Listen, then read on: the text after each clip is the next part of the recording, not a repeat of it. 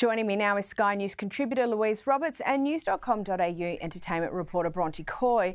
Louise, what were the most notable parts of the show for you? I think with Love Meghan is less about lifestyle tips and things you can actually use in your own home and more about a rebranding exercise for Meghan, because she really wants to portray herself as this sort of very caring, loving, significant person who has this love language of feeding her friends, which is, of course, is a million miles away from the reputation she has and how she's treated her own family and indeed Harry's family as well. But I think she's trying to move away from the royal victim narrative to I am now a domestic goddess. But wow, I mean, some of the kitschy and cringe moments, I mean, there are so many to focus on. I'll try and focus on a few here now. There's the pretzel moment where, of course, she decants some store-bought pretzels into a plastic bag for her makeup artist, Daniel, to make his room look pretty. And, of course, that's what we all do with our chips and dips and stuff at home, isn't it?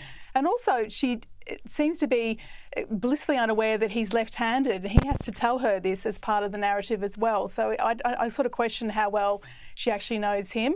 There's the bacon narrative, where when she says that apparently when she cooks bacon in the kitchen, her husband, aka Harry, she doesn't actually name him personally, comes racing into the kitchen along with their dogs, and she makes this comment, "My bacon brings all the boys to the yard," which is just so wrong and just awful, really. I mean, on top of that, of course, she's not actually in her own home. She's in a rented cottage up the road from their $25 million Montecito mansion. So the authenticity is, or the lack of authenticity is really staring you in the face every single episode. So, I mean, is it a hate watch? Possibly, but it's gripping for probably all the wrong reasons. Bronte, what are your thoughts? I think something that kind of grabbed me was the fact that Meghan kind of watches or waits and watches for what people say. And if they don't, it seems like if they don't say exactly what she wants them to say, her face almost falls. Look, it was such an interesting watch. We waited a very long time for this show, and I have said so many times in the past on this program as well, I really wanted to like it. I've always said I think that she needs to move into this area to really draw the line in the sand on the bottom of, all the narrative about the victimhood after the royal family clashes she'd had. And so I thought this could be it. This could really be her leaning into her passion area and something she has been very passionate about in the past, even before Harry. Unfortunately, it truly was so boring. I watched it from the first episode all the way through, and I kept waiting for it to get more interesting. And I was reviewing it later thinking, why has this come across as so beige? Because it is actually a compliment to her that I simply refuse to believe that she is that boring.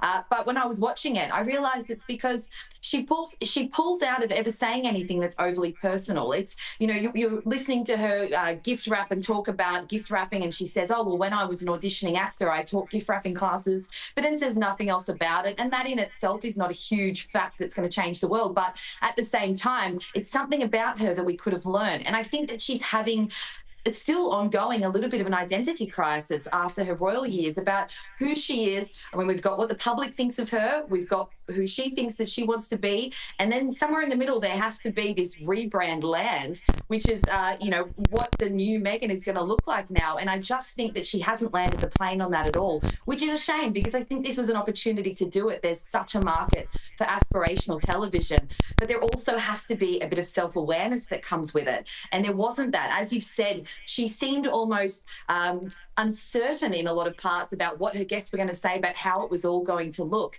And you didn't feel like she ever relaxed into the role. And this was such an opportunity for us to see the real Meg that she's been trying to sell to us for so long. So in that regard, it really was just disappointing. I was so disappointed to be bored because this could have been good. It could have worked.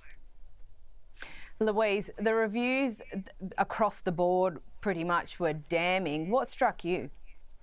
Well, it was universally panned as inauthentic, as we've said. I mean, she's not in her own home for a start, but also if you're a lifestyle guru, reality is your main thing. That's your unique selling point. You're being real in your own home with your family. There's eggs being dropped on the floor or the dog's being sick in the corner, whatever, and you're actually in your own kitchen, your own garden, harvesting your own vegetables or, making your own cakes, whatever. So that lack of authenticity, I think, quite rightly has been called out across the board by everyone. I mean, some of the comments have been more savage, saying it's an exercise in narcissism. I think The Economist in the UK called her Marie Antoinette, which is probably a bit accurate given there's so many cakes that get cycled through this series. So, you know, if she was looking for sort of love and attention, she didn't get it from the critiques, that's for sure. Bronte, surely there was some positive reviews. Honestly, they were actually very hard to find. You've got sort of certain areas of the media who were probably never going to like the output that was based on Meghan alone. But with that said, even places like Variety, which is an industry Bible and who would traditionally be probably a bit more sympathetic to Meghan, they absolutely panned it. So there weren't a lot of positive reviews. There was one I saw on the Nightly by Seven's Edwina Bartholomew, who said that, you know, it's no At Home with Hazard Megs, which a lot of people probably wanted to see, but it is great television and very glossy and a great start to her forging a new path. But, you know, of course, we've got the Sussex camp, who there's a legion of fans there who are very passionately in defence of Meghan, and they have been writing nice things. But in terms of actual TV critic reviews, it has been universally panned, as Louise said. With that said, curiosity, whether from her very passionate fans or from her very passionate detractors, has seen it land in the top 10. So she celebrated that and made mention of it herself. But she would surely have to be disappointed by the fact that even places that are, you know, that she would have probably expected a little bit more sympathy from, have said it just comes across as quite inauthentic and boring. Well, this here was the most astounding part for me.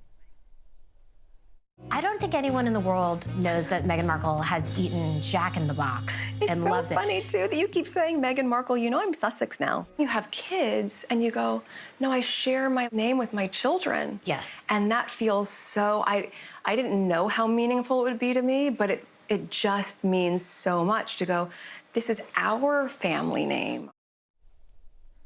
Louise, has she still not bothered to work out how the royal family works, or is she hoping that Americans won't notice? She knows how the royal family works. She studied it. She knows her surname, her legal surname, having married Harry, is Mountbatten Windsor. So the Sussex thing, I think she's sort of clinging to that. It sounds more Instagrammy, more soundbitey. She would love that to be her surname. It is not her surname. I think you're right, though. She's also banking on the fact that her American chums, new and old, are not really up on their UK royal history, perhaps as we are, and would actually automatically assume that was correct, that her surname is Sussex, when in fact it's not. But I agree. I mean, to me, this was a very pivotal scene and revealed so much about Meghan. I really feel, in a way, she threw Mindy under a bus, because as executive producer of this show, she could have quite easily have cut that scene and quietly said to her friend, oh, by the way, I like to go by Sussex. That's my name. Don't call me Meghan Markle. Instead, it's there and millions of people have watched it. And you can see poor Mindy's face. She's a bit sort of taken aback, as if to say, oh dear, I've said the wrong thing. It's appalling. Why would you do that to a friend?